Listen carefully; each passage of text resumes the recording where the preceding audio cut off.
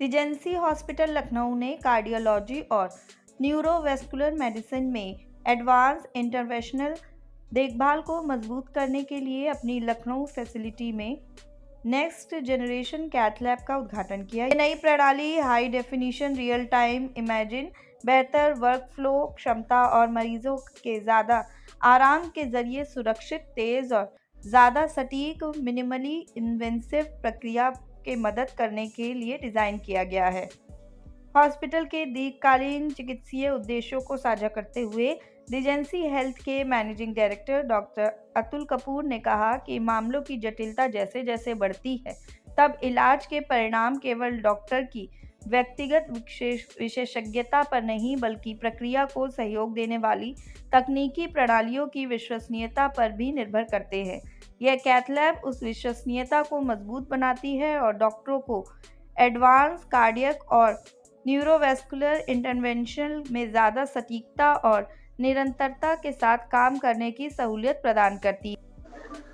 देखिए, जो किडनी के पेशेंट्स होते हैं उनमें हार्ट की बीमारी बहुत ज़्यादा होती है, क्योंकि शुगर की वजह से किडनी की बीमारी होती है और हार्ट की बीमारी होती है, और उसमें मृत्यु का कारण या मॉर्बिडिटी का कारण सबसे ज़्यादा हार्ट की बीमारी है। तो अब हम लोगों ने कैथ लैब शुरू करी है, जिससे हमारे जितने भी मरीज हैं उनका जो हार्ट की बीमारी है उसका डायग्नोसिस हो पाए और उसका ट्रीटमेंट भी हो पाए, चाहे एंजियोग्राफी हो, चाहे एंजियोप्लास्टी हो, चाहे उनकी अगर एरिथमियाज हो रहे हैं तो पेसमेकर इम्प्लांट हो, तो उससे हम लोगों का सब सारे पेशेंट्स का फायदा हो पाएगा, स्पेशली किडनी के पेशेंट्स का और बाकी पेशेंट्स का भी, शुगर के पेशेंट्स का। सर, रेजिडेंसी हॉस्पिटल में कैथ लैब का शुभारंभ हो रहा है, क्या कुछ किस तरीके से कैथ लैब कार्य करेगा उसके बारे में बताइए।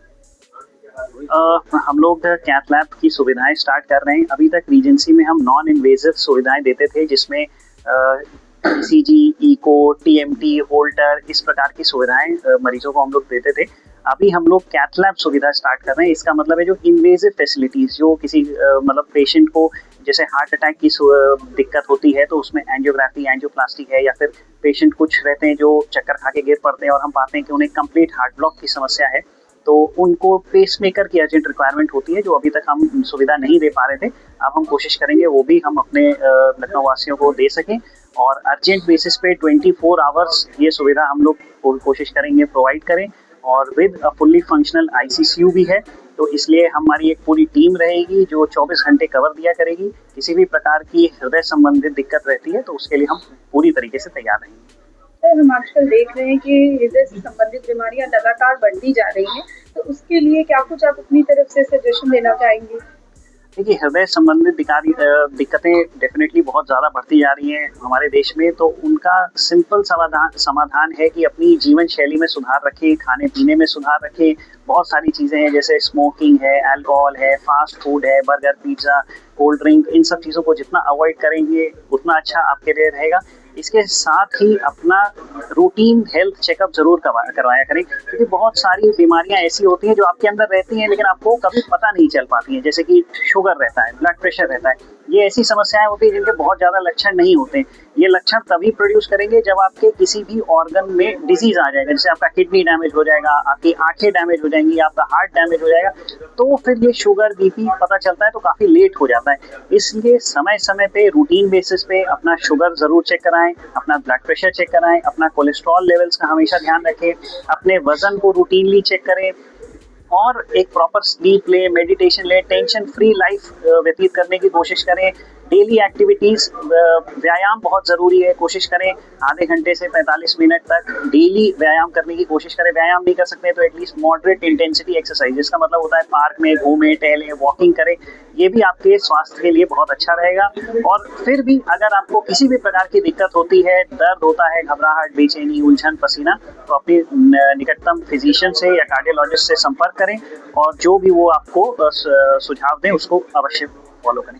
आजकल हम देख रहे हैं कि हेल्थी लाइफस्टाइल भी फॉलो करने के बाद भी, या किसी को हार्ट प्रॉब्लम नहीं भी होता है तो सडनली स्ट्रोक की प्रॉब्लम बहुत ज्यादा सामने आ रही है। इसको लेकर क्या कुछ कहेंगे? स्ट्रोक का इंसिडेंस भी हमारे देश में बढ़ता जा रहा है। इसके बहुत सारे रीजन हैं। सेडेंटरी लाइफस्टाइल, खाने पीने में परहेज ना होना, और जेनेटिक मेकअप, ये 3 मेजर कॉज हैं। इसके अलावा बहुत सारे मॉडिफाइबल डिजीज हैं, जैसे हाइपरटेंशन, डायबिटीज। अगर हम हाइपरटेंशन और डायबिटीज का सही ध्यान रखेंगे तो स्ट्रोक का हम काफ़ी प्रिवेंशन कर सकते हैं। इसके अलावा एक सर्टन एज के बाद इकोस्प्रिन भी स्ट्रोक प्रिवेंशन में काफ़ी कारगर है, बट आप ये सब अपने फिजिशियन से डिस्कशन के बाद ही लें, उनके परामर्श पे ही लें। स्ट्रोक प्रिवेंशन में सबसे इम्पोर्टेंट रोल है ब्लड प्रेशर कंट्रोल और ग्लाइसेमिक कंट्रोल का।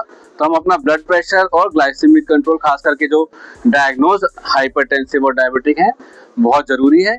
स्ट्रोक के साइन आने पे आप पास की इमरजेंसी में जाएं, वहाँ पे परामर्श लें। स्ट्रोक के पाथवेज फिर से टाइम बाउंड है, जितनी जल्दी आप पहुंचेंगे, अगर 4.5 घंटे के अंदर अंदर पहुंचेंगे तो ऐसे ट्रीटमेंट बने हुए हैं जिससे आपका पूरा इलाज हो सकता है।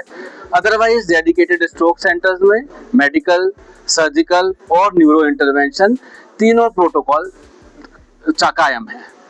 चैनल देश प्रतिदिन न्यूज़ को बेल आइकन दबाकर सब्सक्राइब, लाइक और शेयर जरूर करें।